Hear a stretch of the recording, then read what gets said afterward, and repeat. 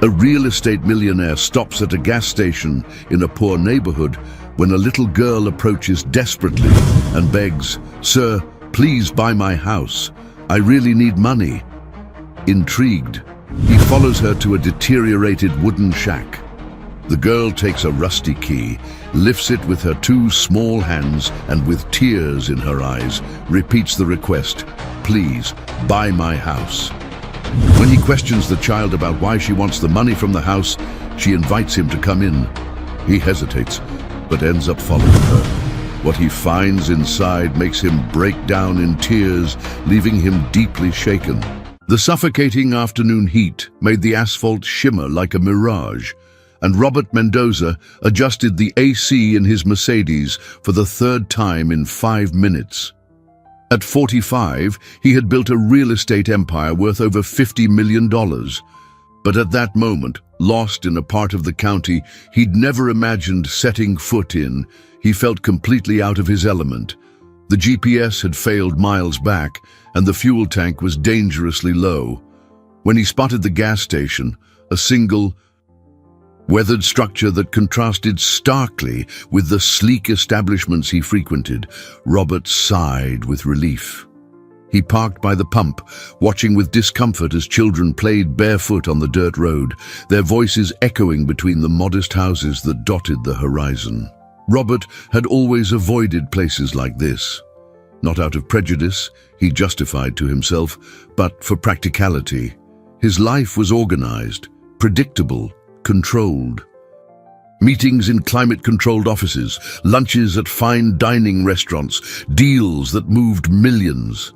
Here, surrounded by the dust clinging to his Italian suit and the smell of sweat mixed with diesel, he felt like an intruder.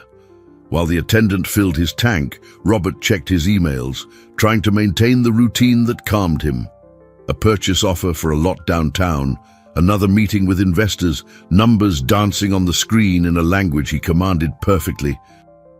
The real world, the one he knew and controlled, was still just a few taps away. That's when he saw her. A girl of about 8 was running toward him, her bare feet kicking up small clouds of dust. Her clothes were worn but clean, and there was something in her eyes, an urgency, a desperation, that made Robert look up from his phone for the first time since he'd arrived. The child stopped before him, breathless, her small hands clutching the hem of his dress shirt as if it were a life raft. Her brown eyes shone with unshed tears, and when she spoke, her voice trembled with an emotion Robert couldn't quite decipher. "Mister, please, buy my house." Robert blinked, certain he'd misheard.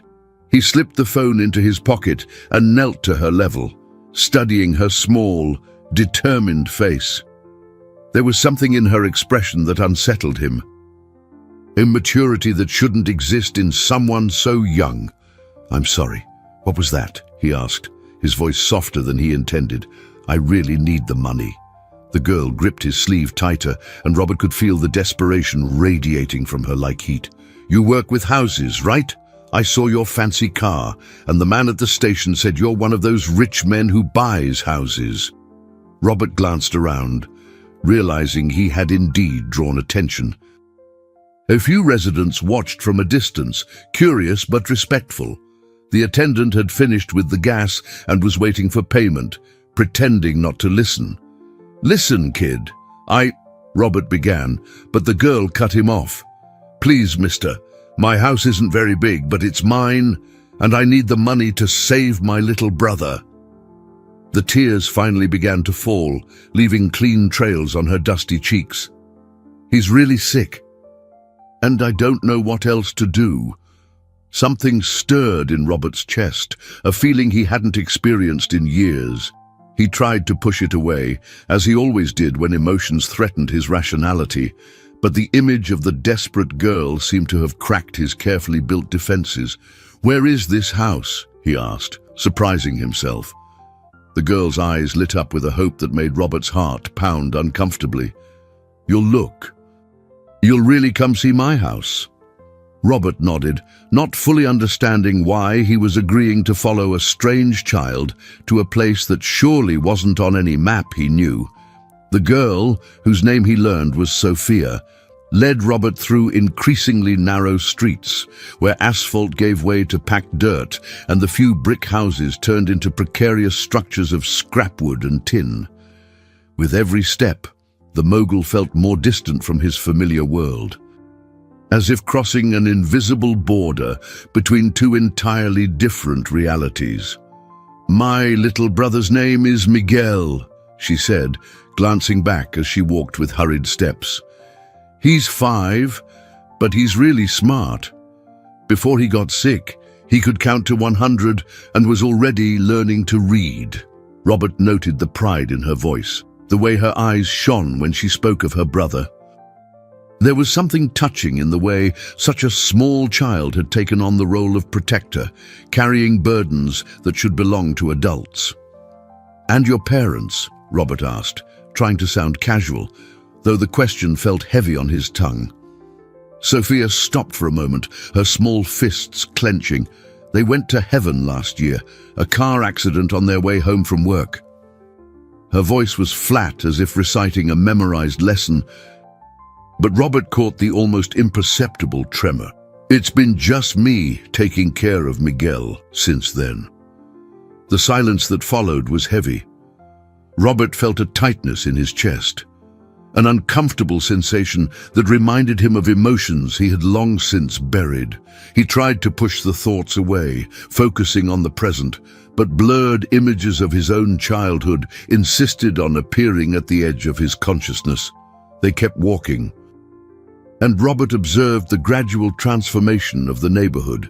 The houses grew smaller, simpler, some clearly built with repurposed materials. Children played in the street, their laughter echoing between the modest structures, creating an atmosphere of community he hadn't experienced in decades. "Mister, do you have kids?"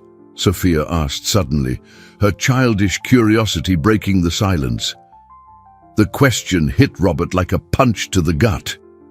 "No," he replied, his tone sharper than he'd intended. "Never had time for family." "Oh," Sophia processed the information with the gravity of an adult. "It must be lonely, being rich, all by yourself." The girl's innocent observation caught him off guard. Robert had built his entire life around financial success, convincing himself he needed nothing more. Relationships were complications. Emotional ties were vulnerabilities to be exploited. But hearing it from the mouth of an 8-year-old, stated with such simplicity, made something stir deep inside him. "That's our house." Sophia pointed to a structure that made Robert stop in his tracks. What she called a house was little more than a shack. Mismatched wooden planks formed the walls, some clearly taken from discarded crates or pallets. The corrugated tin roof was rusted through in several spots, and the entire structure seemed to defy the laws of physics by remaining upright. A small door, painted a faded blue, hung slightly crooked on its rusty hinges. Robert swallowed hard. In his business, he dealt with properties worth millions, luxury condos with ocean views, houses in gated communities with every imaginable amenity. This precarious structure wouldn't even qualify as a storage shed in his developments. "It's small, I know," Sophia said, misinterpreting his expression. "But it's ours. My dad built it with his own hands when I was a baby. He always said it doesn't matter how big the house is, but how much love fits inside." The girl's words echoed in Robert's mind, creating a painful contrast with his empty 12-bedroom mansion, where he had lived alone for years. All that opulence, and he couldn't remember the last time he'd truly felt at home. Sophia pulled a small, rusty key from her pocket, holding it with both hands as if it were a treasure. Her eyes filled with tears again as she turned to him, and Robert saw all the vulnerability she tried to hide behind her courage. "Please, mister," she whispered, her voice breaking, "buy my house. I promise it's worth something." Robert looked at the key in the girl's trembling hands, Then at the shack she called home and felt something fundamental shatter within him. He hesitated on the threshold, his Italian leather shoes contrasting starkly with the packed dirt floor. The inside of the shack was even more shocking than its exterior. A single room served as living room, bedroom, and kitchen, with imaginary divisions created by old curtains hung from makeshift clotheslines. Sunlight filtered through the cracks between the planks, creating golden beams that danced in the dusty air. In the most sheltered corner, away from the leaks that dripped into buckets scattered on the floor, was a thin mattress covered with carefully laundered sheets, though patched in several places. That's when Robert saw him. Miguel was lying on the mattress, so small he almost disappeared among the blankets. His small face had the frightening pallor of illness, and his breathing was labored, each breath seeming to require a conscious effort, even in his sleep. His furrowed brow suggested constant discomfort. "Miguel," Sophia whispered, kneeling beside her brother, "I brought a visitor." The boy opened his eyes slowly, and Robert felt as if he'd been struck in the chest. Those eyes were immense in his thin face, shining with a fever that didn't seem to break. When Miguel managed a weak smile for his sister, Robert had to lean against the wall to keep from staggering. "Hi, Sophie." The boy's voice was a hoarse whisper. Did you do it?" "I did, sweetie. This man here is going to help us." Sophia stroked her brother's hair with a tenderness that made Robert's heart ache. "He's going to buy our house, and you're going to get better." Miguel turned his eyes to Robert, studying him with the peculiar seriousness of sick children who mature too quickly. "Are you rich?" he asked, with innocent curiosity. Robert crouched down, getting to the level of the makeshift bed. "Why do you ask?" "Because Sophie said only very rich people can pay for me to get better." Miguel tried to sit up, but weakness prevented him. Sophia immediately helped, arranging the pillows behind his back. "I have a disease with a hard name. The doctor at the clinic said it's very expensive to cure." Robert swallowed hard. "What kind of disease?" Sophia opened a plastic bag next to the bed, pulling out crumpled papers and prescriptions. "They call it..." Wait. She unfolded a paper and read with difficulty, "Cystic fibrosis." The doctor explained that Miguel's lungs don't work right, and he needs special medicines and treatments that cost a lot of money. The words echoed in the shack like a ghost from the past. Robert felt the world spin.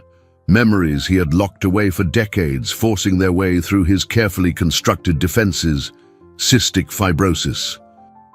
The same diagnosis that had taken his younger brother, Edward, at the age of 7. "Mister, are you okay?" Sophia touched his arm, worried by his sudden pallor.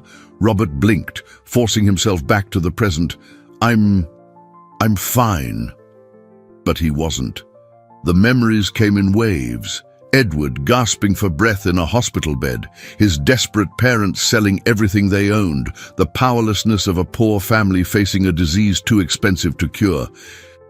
"The medicine we can get from the clinic doesn't work," Sophia continued, showing him empty vials. "And the ones that do cost more than $1,000 a month. I tried asking for money on the street, but in 6 months, I only got $40. Miguel coughed violently, a wet, rattling sound that reminded Robert of sleepless nights listening to Edward struggle to breathe. Sophia rushed to get a cloth and helped her brother clean his mouth, her movements precise, like someone who had become an expert in basic medical care. "That's why I need to sell our house," Sophia said, turning her attention back to Robert. "I know it's not very pretty, but it's ours, and if it can save Miguel, then it's worth any price." Robert looked around again, calculating mentally. The shack, in its current state, might be worth $500 in scrap materials. The land it stood on probably wasn't even legally documented. The children's entire estate wouldn't pay for a week of proper treatment. "Sophia," he said gently, "do you know how much your brother's treatment costs?" She shook her head, her large eyes fixed on him.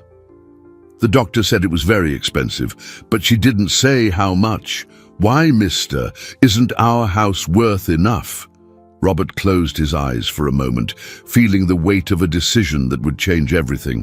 When he opened them again, he saw Miguel trying to sit up, his feverish eyes filled with a heartbreaking hope. Robert left the shack abruptly, muttering an excuse about needing to make a call. The stuffy afternoon air seemed insufficient to fill his lungs as he leaned against a scraggly tree, trying to control the avalanche of emotions that threatened to destroy decades of carefully constructed self-control. His hands trembled as he pulled his phone from his pocket, but instead of making a call, he just stared at the blank screen.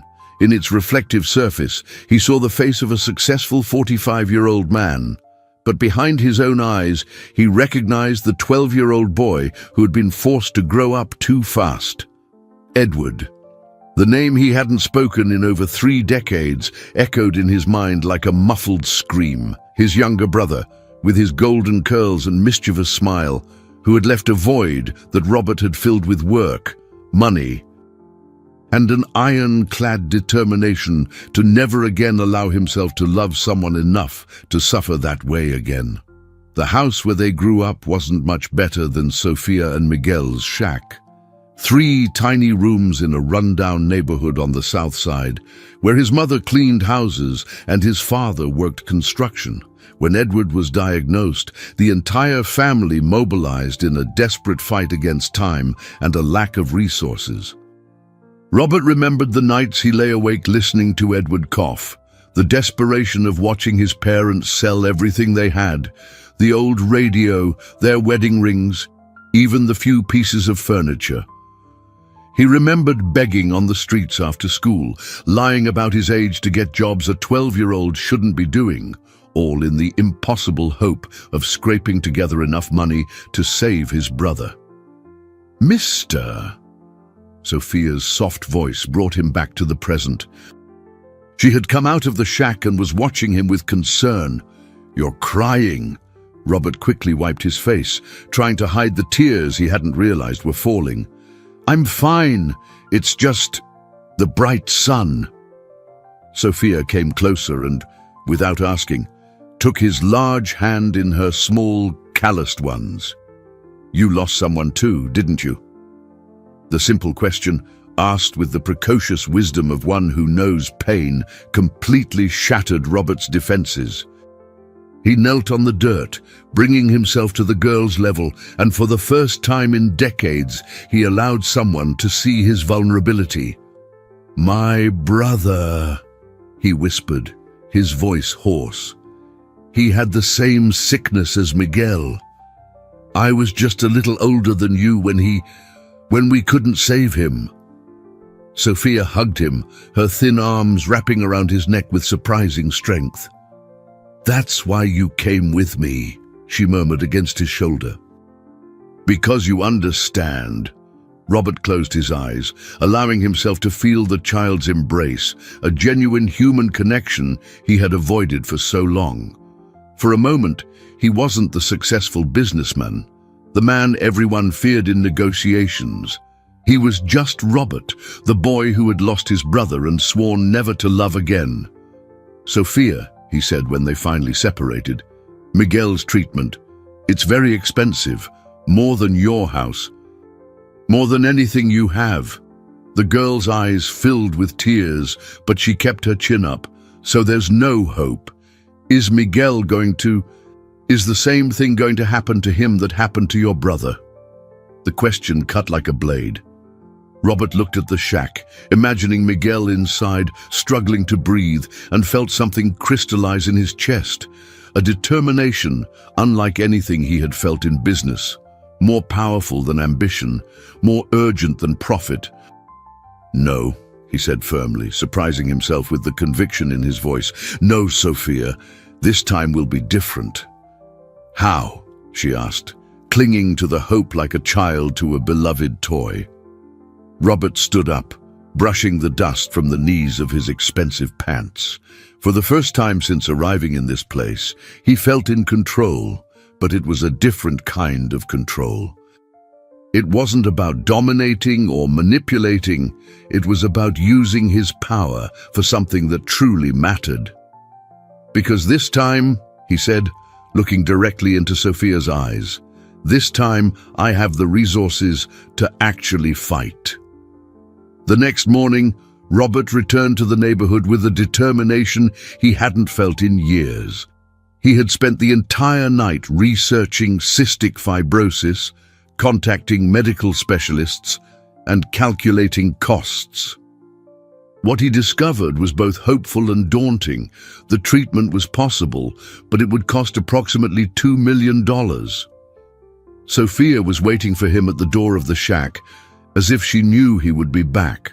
Her eyes shone with a mixture of hope and fear, like someone who doesn't want to be disappointed again, but can't help but believe. "How's Miguel?" was Robert's first question. "Worse," Sophia answered honestly. "He coughed all night. And this morning he couldn't even sit up to drink water." Robert felt the familiar tightness in his chest, the urgency he had learned to recognize when time becomes the enemy. "We're taking him to the hospital. Now." "But mister, we don't have money for a private hospital, and at the public one—" "I do," Robert interrupted her gently. "Trust me." The drive to the Harrison Medical Center, the most renowned hospital in the state, was a silent torture. Miguel was conscious but clearly fragile, leaning back in the Mercedes as Sophia held his hand, whispering words of encouragement that sounded like prayers. Robert watched them in the rearview mirror, and each of Miguel's difficult breaths echoed in his memory as a painful reminder of Edward. But this time would be different.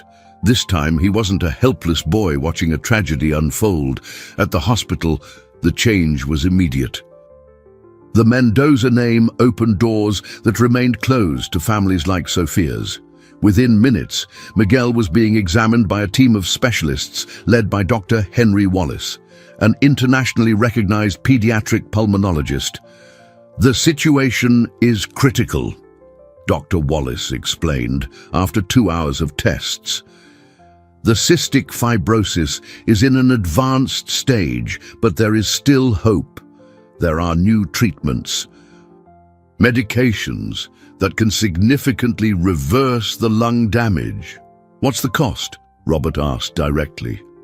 "For a full course of treatment, including medication, specialized physical therapy, continuous monitoring, and potential procedures, approximately $2 million over the next 3 years.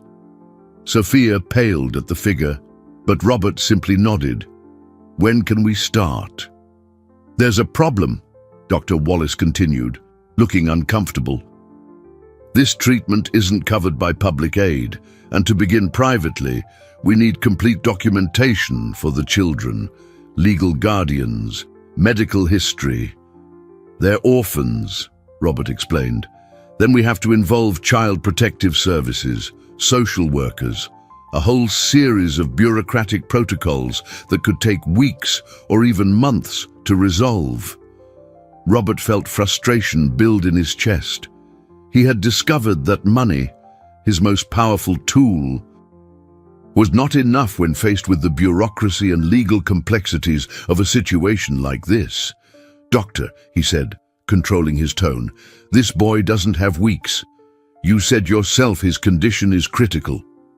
"I understand, Mr. Mendoza, but my hands are tied. I can admit Miguel to stabilize him, provide respiratory support, but to start the definitive treatment—" "How long does he have without it?" Sophia asked with a courage that broke Robert's heart. "Doctor," Wallace hesitated before answering, "with the basic care we can provide, perhaps a few weeks." The ensuing silence was deafening. Robert looked at Sophia, who held her sleeping brother's hand, and saw the world's determination in an 8-year-old's eyes. He also saw a reflection of himself decades ago, powerless before a situation that money couldn't solve immediately. Then we'll solve the bureaucracy, Robert said, his voice charged with determination. And I'll hire the best lawyers, expedite every process. Mr. Mendoza, Dr. Wallace called as he stood to leave. May I ask what your relationship is to these children? Robert paused, looking at Sophia and Miguel. Technically, they were strangers he had met less than 24 hours ago, but when he looked at these two small human beings fighting against the odds, he saw family. They are, he began, then stopped and restarted more firmly. They are my responsibility now. A week had passed since Robert had committed to helping Sophia and Miguel. The boy was stable in the hospital, breathing with the help of modern equipment, but still awaiting the bureaucratic clearance to begin his definitive treatment. Robert had hired 3 different law firms to speed up the legal processes, but the bureaucratic machine moved with frustrating slowness. It was during one of his daily hospital visits that Robert noticed the stares. Nurses whispered as he walked the halls. Administrative staff exchanged low-voiced comments. Initially, he attributed it to being a public figure, but something about the quality of those looks bothered him. The truth came to light when Mrs. Gable, one of Sophia's neighbors, approached him at the hospital entrance. She was a middle-aged woman, with deep wrinkles carved by years of hard work and constant worry. Mr. Mendoza, she said, blocking his path with determination, I need to speak with you. Robert stopped, recognizing the seriousness in her voice. Yes, Mrs. Gable. I live 3 houses down from Sophia. She looked around nervously before continuing. You need to know. They're spreading rumors about you in the neighborhood. What kind of rumors? Robert felt a chill. And they're saying you're taking advantage of the kids, that no rich man would do this out of kindness. Mrs. Gable lowered her voice. Some people called Child Protective Services, saying it's suspicious for a stranger to show up out of nowhere and want to help orphan children. Robert felt the world spin. In his entire career, he had faced down ruthless competitors, sabotage attempts, and business-related smear campaigns. But he had never imagined defending himself against accusations involving children. Mrs. Gable, I just want to help. Miguel is dying, and I have the resources to save him. I know that, she said quickly. I see how you look at those kids. It's the same look a father has for his children, but not everyone understands that. That afternoon, the situation grew even more complicated. Robert was in Miguel's room, reading an adventure book he'd bought for the boy, when 2 social workers entered, accompanied by a representative from CPS. Mr. Mendoza, the older woman said, presenting her credentials. I'm Dr. Helena Costa from Child Protective Services. We need to talk. Sophia, who was arranging flowers she had brought for her brother, tensed immediately. Robert saw the fear in her eyes and tried to convey calm with a forced smile. We've received several anonymous reports concerning your relationship with these children, Dr. Costa continued. It's protocol to investigate any situation that could place minors at risk. What kind of reports? Robert asked, keeping his voice calm despite the anger rising within him. Allegations that you might be taking advantage of the vulnerability of orphan children for questionable purposes. Sophia shot up, her eyes blazing with indignation. That's a lie. Mr. Robert is the only person who cared about us. He's saving my brother's life. Sophia, please, Robert said gently, but she didn't stop. You weren't here when Miguel was dying in the shack. You didn't care when I begged for help at the clinic. But now that someone is finally helping us, you come here with these horrible lies. The girl's tears of outrage moved even the social workers, who exchanged uncomfortable glances. Miguel, despite his weakness, tried to sit up in bed. Mr. Robert is good, he said, his voice faint but determined. He brought me books and promised I'd get better. Dr. Costa sighed, clearly torn between protocol and the evidence before her. Mr. Mendoza, I understand your intentions may be noble, but we must follow procedure. The children will need to be interviewed separately, and their legal situation must be regularized before we can allow you to continue as their temporary guardian. How long will that take? Robert asked, feeling the urgency press on his chest. A few weeks, perhaps months. Months, Sophia cried out. Miguel doesn't have months. The silence that followed was charged with tension. Robert looked at Miguel, pale in the hospital bed, then at Sophia, who was trembling with fear and anger. He realized he was fighting a battle money couldn't win, bureaucracy fueled by suspicion and prejudice. For a terrifying moment, he imagined Miguel wasting away while paperwork dragged on, and he felt the same despair he had experienced at 12 years old. Robert was in his office trying to coordinate a legal strategy to accelerate the processes when his executive assistant, Maria, entered with a worried expression. She was carrying a folder and hesitated to approach, as if bearing bad news. Mr. Mendoza, this came in the mail today, she said, holding out an envelope with no return address. And Dr. Wallace is online too. He said it's urgent. Robert tore open the envelope while picking up the phone, but what he found inside made him completely forget the call. They were photographs of him with Sophia and Miguel, taken from various angles over the past week, entering the hospital, talking with the children, hugging Sophia when she cried. Tucked in with the photos was a typed note. Wealthy man preying on vulnerable children. What kind of interest do you really have in them? Dr. Wallace. Robert answered the phone, his voice tense. Robert, I need to tell you something important. I just found out someone has been asking questions about you here at the hospital. A well-dressed man claimed to be an investigative journalist. He wanted details about your relationship with the children, how much money you're spending, if there was anything suspicious about your behavior. Robert's blood ran cold. What kind of questions? Specifically, targeted questions, as if he already knew the answers and just wanted confirmation. He asked about your daily visits, about you sleeping at the hospital some nights when Miguel was in crisis. He implied there was something unnatural about a single man getting so involved with orphan children. Did you say anything? Of course not. But Robert, this is organized. This isn't random neighborhood gossip. Someone is systematically investigating you. Robert hung up, his mind racing. The photographs, the journalist, the rumors. It was all connected. Someone wanted to destroy his reputation, and they had chosen the most devastating way possible, attacking him through his attempt to help vulnerable children. His first suspicion fell on business rivals.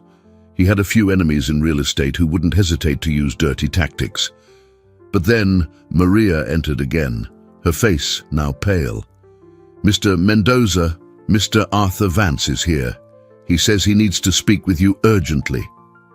Arthur Vance had been his partner for over a decade, the man he trusted most in business. Robert had known him since he was still building his empire, and Arthur had been instrumental in several of the company's major expansions. Robert! Arthur walked into the office with a smile that didn't reach his eyes.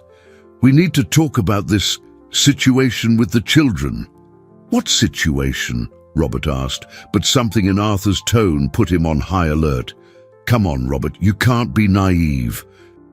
A man in your position getting involved with orphans like this, it's causing talk that could affect our business. Robert studied his partner's face, searching for a sign of their years of friendship, but found only cold calculation. What kind of talk? Investors are concerned. Some key clients are questioning whether they want to be associated with our name. There are rumors you might be under investigation. And you believe these rumors? Robert asked directly. Arthur hesitated for a fraction of a second, but it was long enough for Robert to see the truth. It's not about what I believe, Robert. It's about business. Perception is reality in our world. In that moment, Robert understood. The pieces clicked into place with painful clarity. Arthur had always coveted total control of the company. He had watched Robert pull back from business to focus on the children and saw an opportunity. The investigative journalist, the photographs, even some of the neighborhood rumors, all orchestrated by someone with resources and motive. "It was you," Robert said, more a statement than a question. "Me."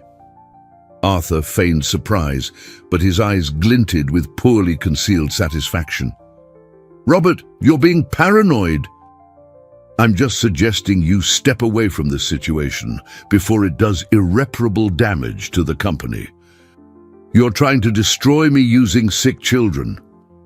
I'm protecting our investments from your recent eccentricities." Arthur stood up, abandoning the pretense of friendship entirely. "You've changed, Robert. You're emotional, irrational. That's not good for business." "Get out of my office," Robert said in a dangerously quiet voice. "Our office," Arthur corrected. "Or have you forgotten we're partners? And as your partner, I'm considering calling a board meeting to discuss your fitness to continue as CEO." After Arthur left, Robert was alone with the devastating realization that he wasn't just fighting bureaucracy and prejudice. He was facing a calculated betrayal by someone he had considered family, someone willing to use the lives of two innocent children as pawns in a power game. The phone rang.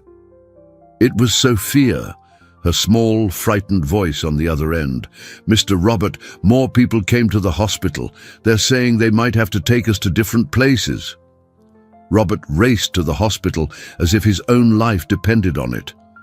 On the way, he called his lawyers, demanding they mobilize every available resource to block any attempt to separate Sophia and Miguel. His mind worked furiously, calculating moves and counter-moves as in a chess game where the pieces were human lives. When he reached Miguel's room, he found a scene that stopped him at the door. Sophia was sitting on the edge of her brother's bed, holding his small hand, quietly humming a song Robert recognized from his own childhood. It was a lullaby his own mother used to sing to Edward on difficult nights. "Mr. Robert!" Sophia ran to him as soon as she saw him, hugging him with desperate force. "They said they might have to separate us, that I might have to go to one home and Miguel to another." Robert knelt and held the girl's shoulders, looking directly into her eyes. "Sophia, listen to me very carefully. I will not let that happen. I promise you." "But how can you promise? They're the government. They have the power to—" "And I have resources, Sophia. I have lawyers. I have influence. And more important than any of that, I have something they didn't count on. I actually care about you." Miguel, who had been dozing, opened his eyes and smiled weakly. "Mr. Robert, are you going to be our real dad?"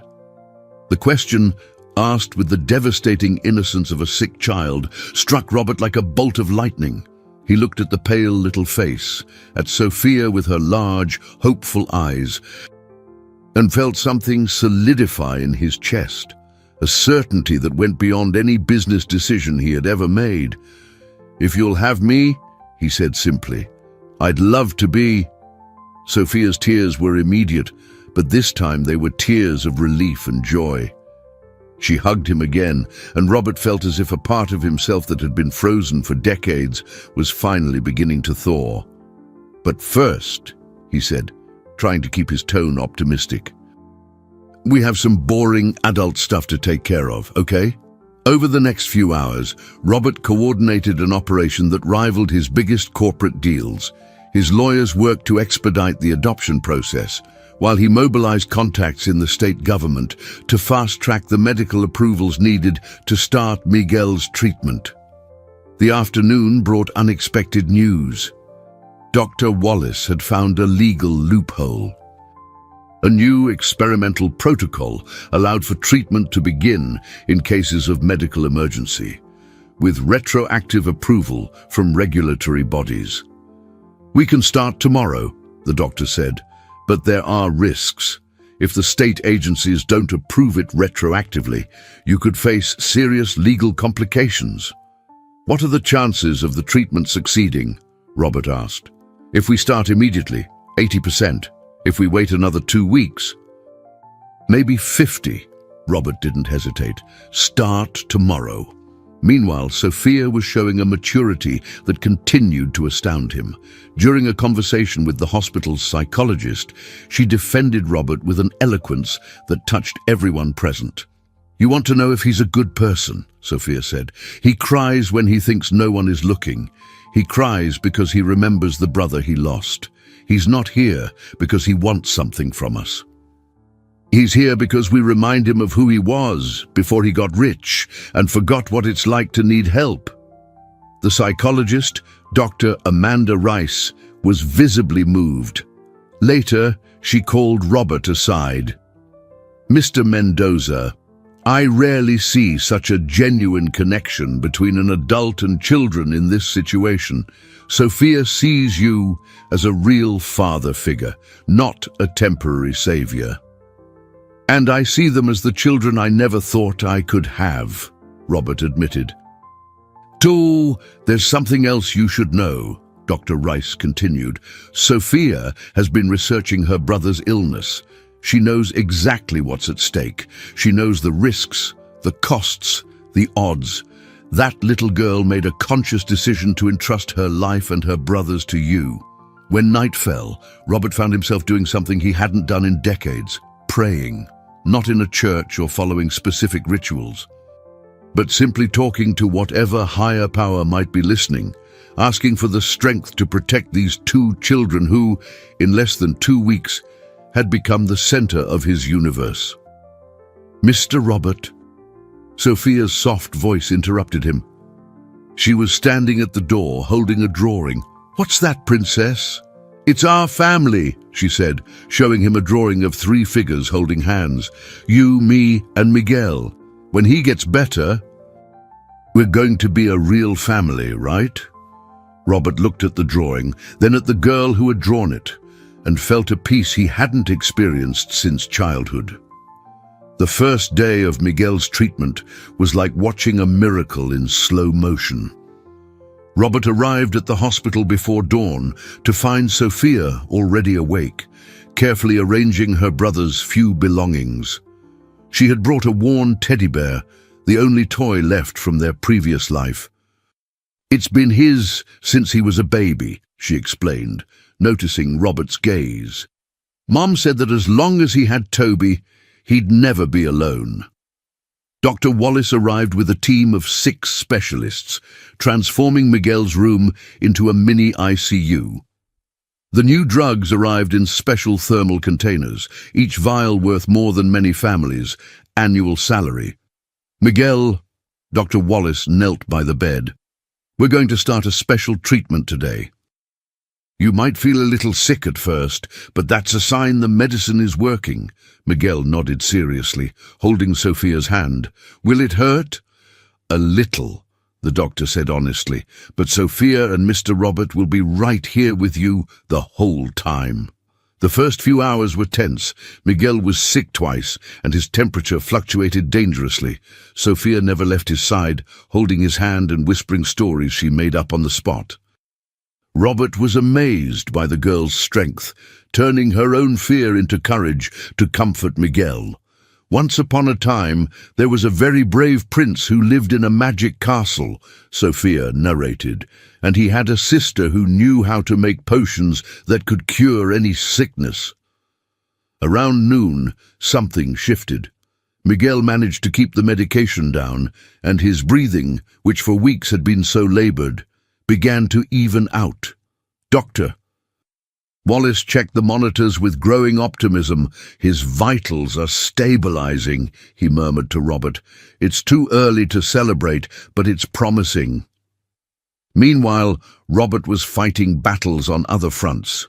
Arthur had successfully called an emergency board meeting for the following week, claiming Robert was mentally unstable and a risk to the company. The tabloids had begun publishing insinuations about a suspicious millionaire and orphan children, but Robert discovered he wasn't fighting alone. Maria, his assistant, had started documenting all of Arthur's suspicious activities. Dr. Rice, the hospital psychologist, offered to testify about the genuine bond between Robert and the children. Even Mrs. Gable, Sophia's neighbor, had organized a petition in the neighborhood defending Robert. "What, you've changed our community," she said when she came to visit Miguel. "After you showed up, other people started paying attention to us. A church donated medicine to the clinic. A company offered jobs to some of the unemployed parents." In the afternoon, Miguel managed to sit up in bed for the first time in weeks. His face was still pale, but there was a new light in his eyes that made Robert's heart leap with hope. "Mr. Robert," Miguel said, his voice stronger, "when I get better, will you teach me how to drive fancy cars like yours?" Robert laughed, feeling tears of relief burn his eyes. "I'll teach you anything you want to learn, champ." Sophia came close and whispered in Robert's ear, "He couldn't sit up 3 weeks ago. The medicine is working, isn't it?" "It is, princess. It's working." That night, as Miguel slept peacefully for the first time in months, Sophia asked a question that caught Robert completely off guard. "Mr. Robert, were you ever happy before you met us?" Robert considered the question carefully. He'd had success, achievements, recognition. He had a luxurious house, expensive cars, a robust bank account, but happiness? No, he admitted. "I thought I was happy, but I was just busy. It's different." "And now?" Robert looked at Miguel, sleeping peacefully. Then at Sophia with her eyes that were far too wise for her age. "Now I know what real happiness is." Sophia smiled and snuggled into the armchair beside the bed, her head resting on Robert's shoulder. "Me too. Even with all this mess, even with Miguel being sick, I feel safer than I have since our parents went to heaven." Outside, the rain began to fall, but inside the hospital room, 3 people who had found each other by chance were building something that no storm could ever destroy. 3 weeks had passed since the treatment began, and Miguel was showing remarkable improvement. He could sit up for longer periods, his cough had significantly diminished, and for the first time in months, his temperature remained stable. But it was during a routine visit that Robert discovered something that left him utterly baffled. Sophia was organizing an old shoebox when Robert arrived at the room. Curiously, she hid it as soon as she saw him enter, a behavior completely out of character for a girl who had always been transparent with him. "What do you have there, princess?" he asked curiously. Sophia hesitated, exchanging a look with Miguel, who was awake and more alert than ever. There seemed to be a silent communication between the siblings, as if they shared a secret. It's just some of my stuff," she mumbled unconvincingly. Robert sat on the edge of the bed, adopting the gentle tone he had learned to use with them. "Sophia, you know you can trust me, right? If something is bothering you..." Miguel intervened, his voice still weak but determined. "Show him, Sophie, he needs to know." Reluctantly, Sophia opened the box. Inside were dozens of crumpled papers, printouts from a library computer, handwritten notes in a careful script, and even photos taken with an old cell phone. Robert picked up a few of the papers and began to read. They were medical research on cystic fibrosis, printed from specialized websites, tables of symptoms, disease progression, treatment types, but what struck him most were the detailed notes in Sophia's neat handwriting. Date, March 15th. Miguel coughed up blood twice. Respiration, 28 per minute at rest. Temp, 100.1 degrees F. Date, March 22. Was able to play for 10 minutes before getting tired. ate half his oatmeal. Date, April 3rd. First night he slept 4 hours straight without waking up coughing. There were pages and pages of clinical observations that rivaled those of professional nurses. Sophia had meticulously documented every aspect of her brother's illness, using medical terms she had learned by researching online. "Sophia," Robert said, his voice thick with admiration and disbelief, "how long have you been doing this?" "Since Miguel first got sick over a year ago," she answered, embarrassed. "I knew the doctors at the clinic didn't have time to really pay attention. So I started writing everything down so I could explain it right when I needed to." Robert continued flipping through the papers and found something even more impressive. Crude, hand-drawn graphs showing the progression of symptoms over time. Dosage calculations based on Miguel's weight, even a list of technical questions to ask the doctors. "How did you learn all this?" "The public library," Sophia said simply. "I'd use my $5 a week to research Miguel's disease. The librarian would let me stay longer when he saw I was studying something serious." Miguel smiled proudly at his sister. "Sophie's really smart. She's the one who figured out the medicine they gave me at the clinic was for regular bronchitis, not cystic fibrosis." Robert was silent for a long moment, processing the magnitude of what he was seeing. Here was an 8-year-old girl who had become, out of necessity and love, an informal expert on the disease threatening her brother, without resources, without a formal medical education, with only limited internet access and a fierce determination. "Sophia," he finally said, "have you shown these notes to Dr. Wallace?" She shook her head. "He wouldn't take it seriously. I'm just a kid." "You're wrong," Robert said firmly. "These notes are exceptional. They're more detailed than many hospital charts I've seen." At that moment, as if summoned by the conversation, Dr. Wallace entered the room for Miguel's daily checkup. Robert immediately called him over to see Sophia's notes. The doctor's reaction was immediate. His eyes widened as he flipped through the pages, his expression shifting from surprise to deep admiration. "This is extraordinary," he murmured. "Sophia, these observations are incredibly precise. You've documented patterns that take us weeks to identify in a hospital setting." Sophia blushed, unaccustomed to praise from medical authorities. "In fact," Dr. Wallace continued, "some of your observations help us better understand how Miguel is responding to the treatment. You've noted variations our equipment didn't pick up because you observe him 24/7. Robert felt a wave of paternal pride. Sophia wasn't just brave and determined, she was genuinely brilliant. Her intelligence, honed by necessity and fraternal love, had created a medical record that impressed seasoned professionals. "Princess," he said, hugging Sophia, "you're incredible. You're not just a brave girl, you're a genius." But then Sophia asked a question that completely changed the atmosphere in the room. "Mr. Robert, if I knew so much about Miguel's sickness, why do you think I asked you to buy our house?" Sophia's question hung in the air like an impending revelation. Robert looked at the girl, seeing something new in her eyes, a depth that went beyond the intelligence he had just discovered. It was as if she had been holding a secret for all these weeks, waiting for the right moment to reveal it. "Sophia," Robert said gently, "what do you mean?" She exchanged a look with Miguel, who nodded encouragingly. Dr. Wallace, sensing the gravity of the moment, stood quietly, waiting. "Mr. Robert, I researched treatments for cystic fibrosis long before I met you.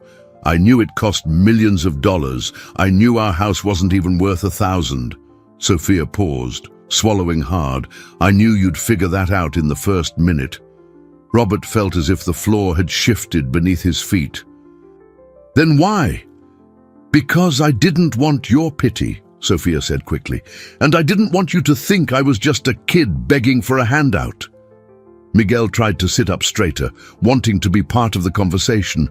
"Tell him everything, Sophie." Sophia took a deep breath, as if preparing for a major confession. "I saw you at the gas station, and I recognized you from the magazines at the library. Robert Mendoza, the real estate king. But when you got out of the car, I saw something else." "What did you see?" "Sadness," Sophia said simply. "You were sad in the same way I get sad when I look at Miguel when he's sick. Like someone who knows what pain is." Robert felt a lump in his throat. The girl's perception was terrifyingly accurate. "So I got an idea," Sophia continued. "If I just asked for money, you would have given me some and driven away. But if I asked you to buy something, you'd have to come see it. And if you came to see Miguel, you'd see if I was the kind of person who would actually care," Robert finished, beginning to understand. "Exactly." Sophia smiled for the first time during the conversation. "I bet that if you had a good heart, you'd want to help for real once you saw what was happening. And if you didn't, at least I would have tried." Dr. Wallace was clearly impressed. "Sophia, did you manipulate this entire situation?" "I didn't manipulate," she protested. "I created an opportunity. I needed someone to see, to know our story, not just our need." Robert was silent for a long moment, processing the complexity of what had happened. An 8-year-old girl had engineered an encounter that would change all their lives, using an emotional intelligence that many adults never develop. "Did you have a plan B?" he asked, curious. Sophia looked down. "If you had left after seeing the house, I was going to keep researching. I had a list of other rich people in the city. I was going to try the same thing with each one until I found someone who cared." "But, Sophie," Miguel interjected, his voice still weak, "you said you were sure he was going to stay." "And I was." Sophia looked directly at Robert. "Because when you saw me running at the gas station, you stopped what you were doing. Most rich people don't even look at kids like us. But you stopped. You knelt down to my level and you asked real questions." Robert remembered that moment. There was something in Sophia that had immediately touched him, something that had breached his usual defenses. "And there was something else," Sophia added. "When you first saw Miguel and you thought no one was looking, you turned your face away and cried. That's when I knew you would help us." Because only someone who had already lost someone they loved would cry like that. The observation hit Robert like a lightning bolt. Sophia had noticed his moment of greatest vulnerability and had read its meaning perfectly. "Sophia," he said, his voice thick with emotion, "you are the smartest person I have ever met. And I'm not just talking about book smarts. You understand people. You understand feelings. You understand how the world works in a way most adults don't. I had to learn fast," she said, with a maturity that broke his heart. "When you lose your parents and have a sick brother, you don't get to be just a kid." At that moment, Robert's phone rang. It was Maria, his assistant, and her voice was strained. "Mr. Mendoza, something serious has happened. Mr. Vance got some reporters into the hospital. They're coming up to the room now, saying they're going to do a story on your suspicious activities with the children." Robert looked at Sophia and Miguel, seeing the instant fear in their eyes. Sophia had engineered a perfect meeting, created an unlikely family, but now they all faced the possibility that Arthur's lies would destroy everything they had built. "They're coming here?" Sophia asked, overhearing the conversation.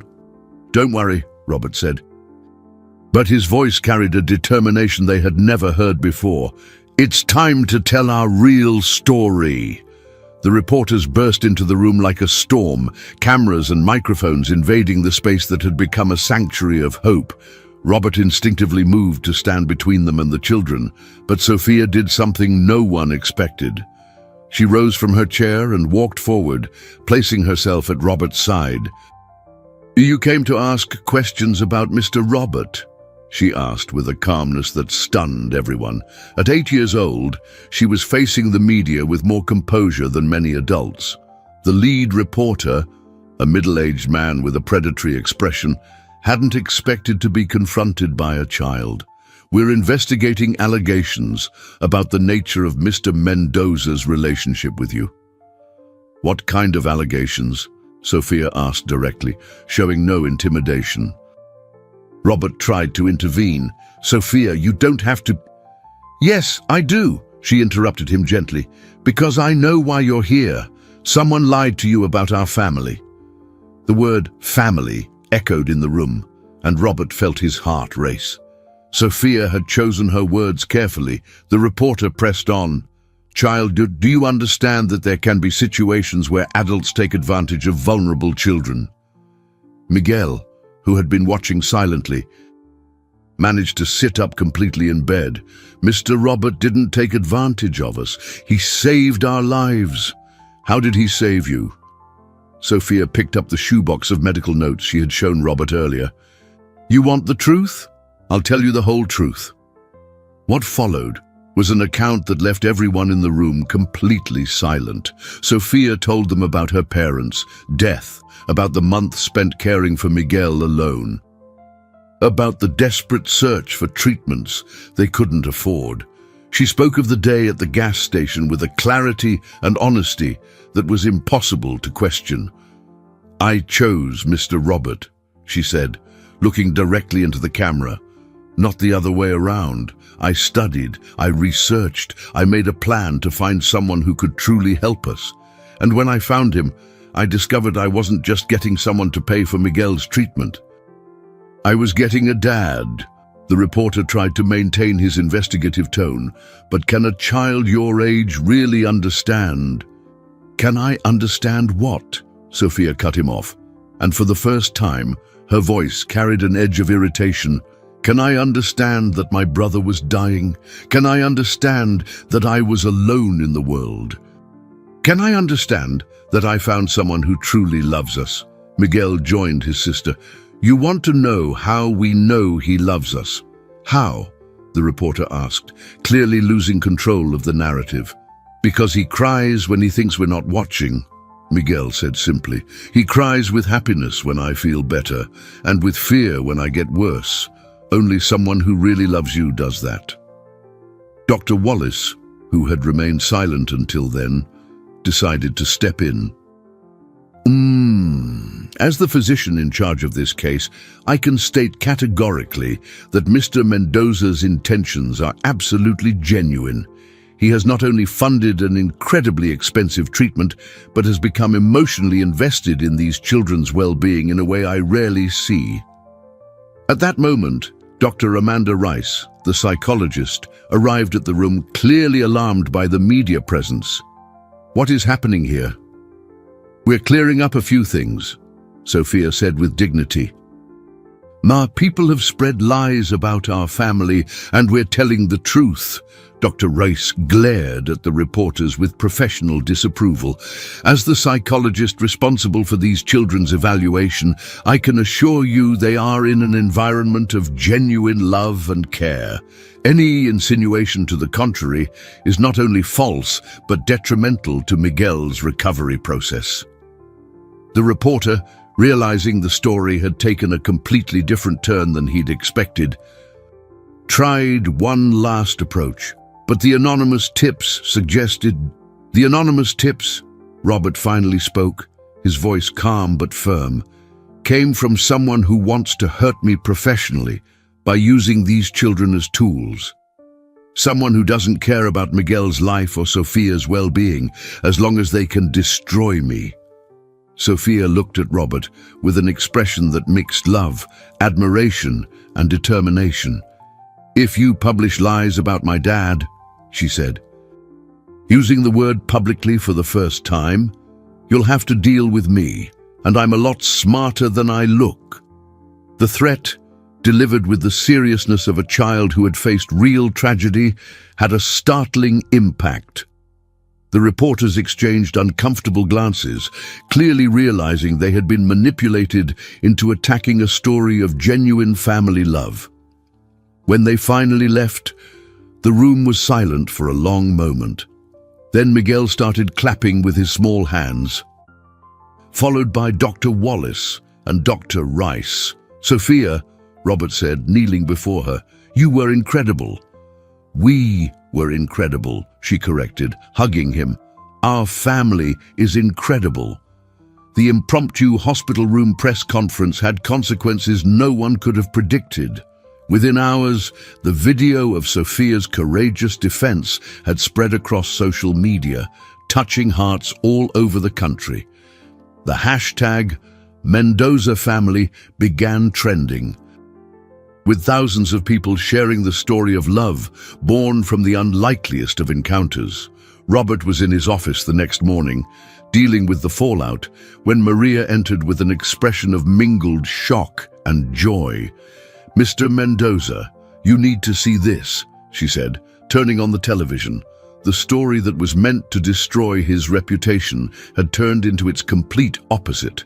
The nation's top-rated morning show was replaying the interview, and the commentators were lavishing praise on Sophia's courage and the genuineness of their family bond. "This 8-year-old girl has taught us all a lesson in dignity and family love," the lead anchor was saying. "In a time when we are so quick to distrust one another, the story of Robert Mendoza and these children reminds us that miracles still happen." The phone wouldn't stop ringing. Newspapers wanted exclusive interviews. Television shows asked for appearances. And most importantly, ordinary people offered help, donations, and support. But it was what happened next that truly changed everything. Arthur Vance arrived at the office mid-morning, flanked by 2 lawyers. His face was tense, and Robert knew immediately that the tables had turned. "Robert," Arthur said, forgoing the usual pleasantries, "we need to talk." "About what?" "Your attempt to destroy me using sick children." Arthur flinched. "Oh, I underestimated the situation. I didn't expect this to blow up like it did." "This?" Robert stood, his voice thick with contained outrage. "You're talking about my family." "Robert, be reasonable. You have to admit your obsession with these children is affecting our business." "My obsession?" Robert laughed, a humorless sound. "Arthur, for the first time in my life, I found something more important than money. If that bothers you, that's your problem." Just then, Maria entered again, this time with a thick folder. "Mr. Mendoza, the documents you requested have arrived." Robert smiled, taking the folder. "Arthur, there's something you don't know. For the past 2 weeks, while you were plotting against me, I was investigating you." Arthur's face went pale. "I found some interesting things," Robert continued, flipping through the documents. "And like the fact that you've embezzled nearly $3 million from the company over the last 2 years, how you forged contracts and overbilled for construction materials, how you—" "Robert, wait," Arthur interrupted, panic clear in his voice. "No, Arthur, you didn't wait. You saw an opportunity to attack me when I was vulnerable, and you didn't hesitate to use 2 innocent children as your weapon." Robert stepped closer, his voice low and dangerous. But you made one fatal mistake. You underestimated the power of love." At that moment, the phone rang. It was Dr. Wallace, with news that made Robert's heart soar with joy. "Robert, Miguel has responded so well to the treatment that we can discharge him next week. It's a medical miracle. He's completely stabilized." Robert closed his eyes, feeling tears of gratitude burn his eyelids. "Doctor, does that mean—" "It means he's going to have a normal life, Robert. A completely normal life." When he hung up, Robert looked at Arthur with a mixture of pity and resolve. "You tried to destroy the most precious thing in my life. Now you're going to face the consequences." 3 hours later, Arthur Vance was being escorted out by the police. Charged with corporate fraud and defamation, his financial schemes had been exposed, and he would face years of legal battles. Robert arrived at the hospital late that afternoon to find a scene that warmed his heart. Miguel was sitting up in bed, coloring a picture, while Sophia read a book aloud. They both had a look of health and happiness that contrasted starkly with the first day he'd met them. "Dad!" Sophia shouted when she saw him, running to give him a hug. The word sounded natural, as if it had always been that way. "How are my kids?" Robert asked, embracing them both. "Miguel walked to the bathroom all by himself today," Sophia announced proudly, "and I finished my first chapter book." Miguel smiled shyly. "Dad, when we get out of here, are we really going to live in your big house?" "Our house," Robert corrected. "And yes, we're going to live in our house. But first, we're going to make a few changes to it." "What kind of changes?" Sophia asked, curious. Robert smiled. Picturing the children's bedrooms he would have decorated, the playground he would build in the yard, the library he would assemble to feed Sophia's brilliant mind. The changes needed to turn an empty house into the happiest home in the world. 6 weeks had passed since that sweltering afternoon at the gas station that changed 3 lives forever. Robert parked his Mercedes in the same spot where it all began, but this time he wasn't alone. Sophia and Miguel hopped out of the car, both unrecognizable from the desperate children he had found. Miguel ran around the station's lot with boundless energy, his lungs working perfectly, with no sign of the disease that had nearly taken him. Sophia, wearing a new school uniform, carried a backpack full of books, her eyes shining with the intellectual curiosity Robert now nurtured daily. "Why are we back here, Dad?" Sophia asked, using the word that had become as natural as breathing. "To show you something special," Robert replied, pointing to where the old shack used to be. In its place, a modern, colorful building stood, the Edward Mendoza Community Health Center. Named in honor of the brother Robert had lost decades ago, the sign at the entrance read, "Dedicated to every child who deserves a second chance." "You built this?" Miguel asked, his eyes wide with awe. "We built this," Robert corrected. "With the money I would have used to buy more empty condos, we built a place where other families like ours can find help." Inside the center, a specialized medical team offered free treatment for rare childhood diseases. There was a medical research lab, a community library, and even computers where curious kids like Sophia could study and dream. Sophia ran to the library, marveling at the shelves full of books. "Dad, will all these kids be able to learn like I did?" "And so much more," Robert promised. "We'll create scholarships, mentorship programs, whatever it takes to make sure intelligence is never wasted for lack of opportunity." Mrs. Gable greeted them at the entrance, now working as the center's community coordinator. Her face beamed with pride at how the neighborhood had been transformed. "Mr. Mendoza, or should I say, Dr. Mendoza," she joked. 3 more families came looking for help today. The center has already served over 50 children in 1 month. Robert smiled. The local university had offered him an honorary doctorate in recognition of his social work. But the title he was proudest of was simply Dad. "How's the online fundraising campaign?" he asked. "Incredible. People from all over the world are donating. Your story has inspired a global network of similar centers. We already have projects approved for 5 more cities." Sophia came over, holding a picture she had drawn at school. It was a picture of their complete family.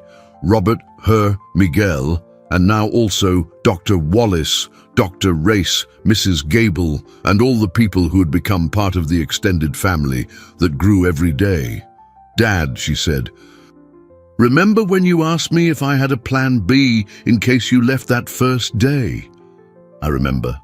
I lied. she confessed with a mischievous smile. "I didn't have a plan B. I knew you were going to stay." "How could you have known?" Sophia hugged him tightly. "Because God wasn't going to let Miguel die after he survived so long. And God wasn't going to let you stay sad forever after you lost your brother.